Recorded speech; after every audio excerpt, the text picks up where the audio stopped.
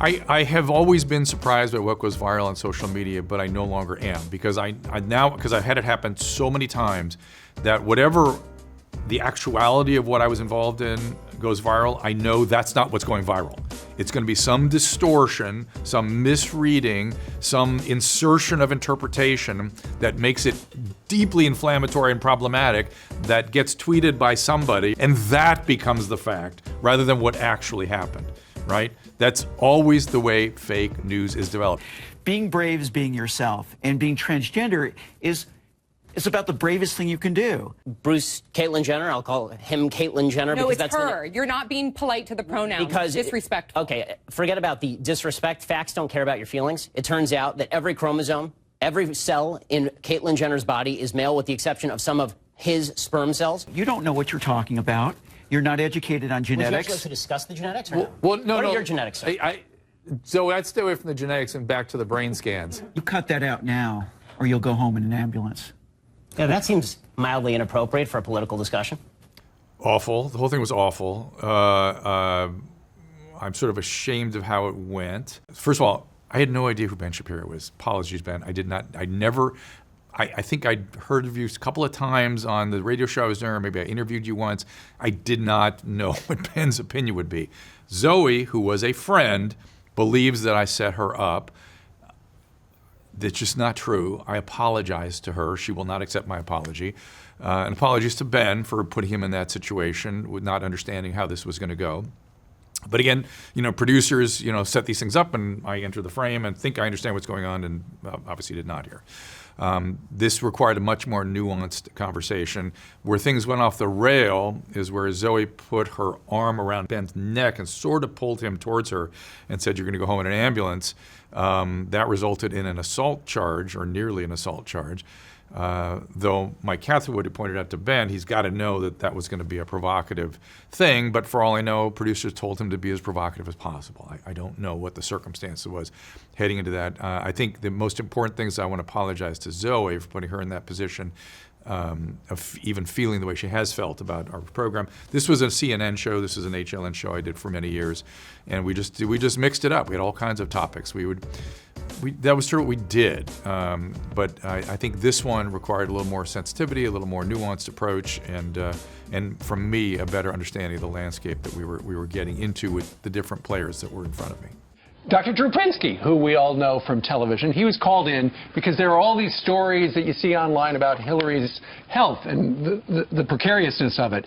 He was called in to debunk the claims that she's having health problems, and instead he dropped a bunch of bombshells. He's very worried about the care she's received and the problems she might have. So what happened was, I had been on Don Lemon's show on CNN. I was on CNN regularly, I had a show on HLN. And Don Lemon was asking me about Donald Trump's personality and behavior. So he's implying that Trump is not sane. Do you agree with that?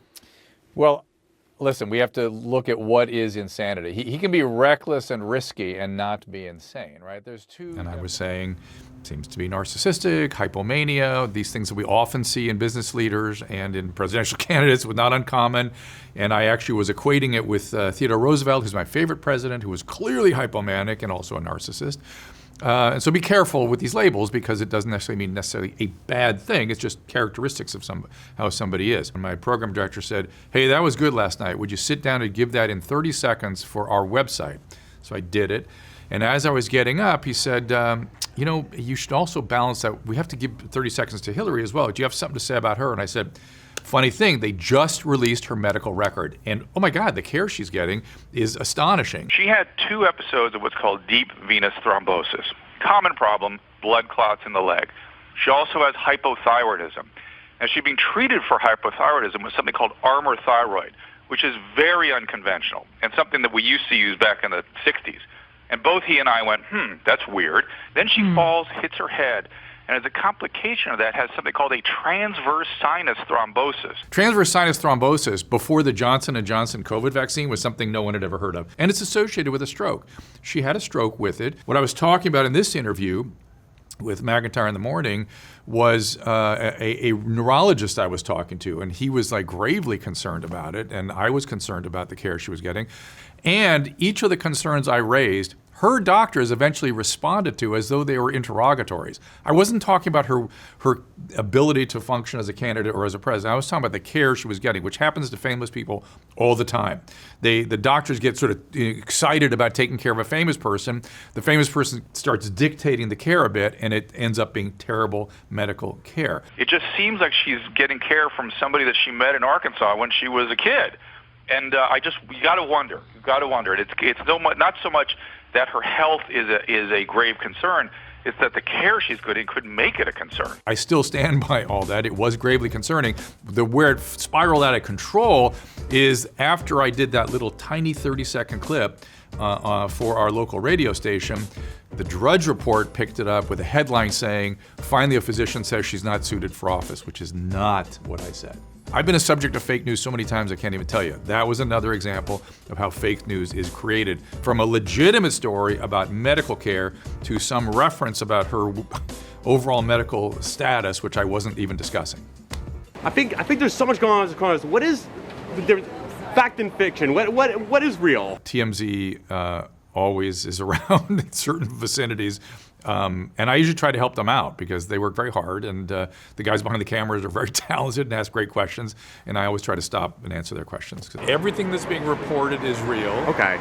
And remember, we have 24 million flu cases, 280,000 people hospitalized, 16,000 dead from the flu.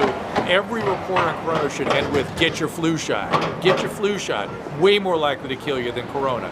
But the panic that the press is creating is unconscionable. People are losing jobs, businesses are closing, supply lines are interrupted, medications are being disrupted because, not of the virus, because of the panic. Take reasonable precautions. Know your risk. Listen to the CDC. That's it. So that still was always my concern and remains my concern, which is the mental health consequences of what the press was doing. I from the beginning kept saying the press needs to shut up. The New York Times editorial board was mandating medical policy. That remains and has been insane to me. The mental health, 93,000 overdose deaths, 5 times the amount of anxiety and depression, isolation disease. I mean, there's so much going on right now from the panic. Now, I made 2 errors. My mistake was it's not right to compare it against influenza. I was just using it to try to get people to calm down. I knew it was going to be bad. It's going to be a pandemic. Pandemics suck. Pandemics are defined by excess death. I knew it was going to be bad, but I wanted people to calm down about it so we could deal with it proactively and systematically. I never imagined shelter in place. When that happened, I went with it. I supported our leaders in doing it while they tried to figure things out. I always thought that was excessive, and I continued to do so. But I never saw that, so I got wrong. It was inappropriate to make a comparison with other infectious diseases, even though my intent was correct. And I did not get the infectivity right. The fact that I was saying wash your hands and things, that was back to Dr. Fauci saying don't wear a mask because we didn't want hands on the face.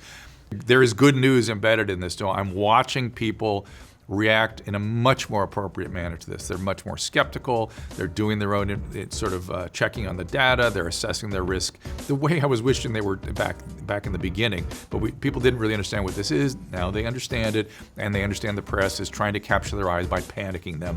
And I think most people are pissed. They're kind of tired of it. They'd like the real data, please.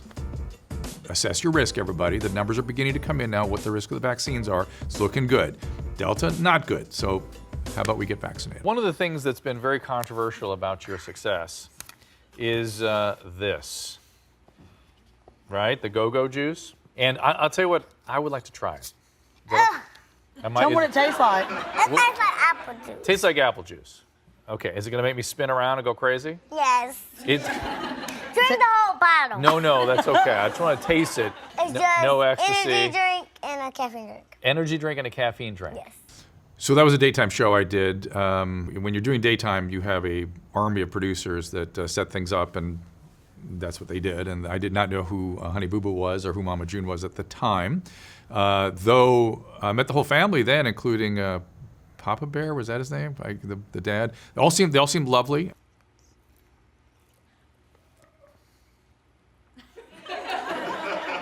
Is it getting you working? He's gonna go bounce out the wall. I'm kind of starting to sweat a little bit. I'm starting to sweat. I can't speak. I can't talk because I've got this go-go juice making my mouth thick. So let me try that again. I'm having trouble. I'm starting to lose it. Try again. We have to take a break so Alana can do a wardrobe change for her Daisy Duke routine. You do not want to miss this. We will be right back. The go-go juice there was like pixie sticks or something that made my saliva thick. It was not the stimulant in the Mountain Dew. I'm sorry to inform you all. It was just something about what they mixed into it that was thick. I did not know that Mama June was going to have the trouble she had, and she's gone through a very difficult period with substance use and is now recovered as far as I can tell. It seems like Honey Boo Boo's doing okay. It raises the question of reality television and what those cameras do to people. People have to go into those shows with their eyes open. Most people do consent to everything that goes on and understand that's what they're doing. Because they've never been in front of cameras before, they may not fully get the impact on their lives. I do not want any viral moments, thank you very much. They are a pain in the ass. But there's no way I could predict what the next one is going to be.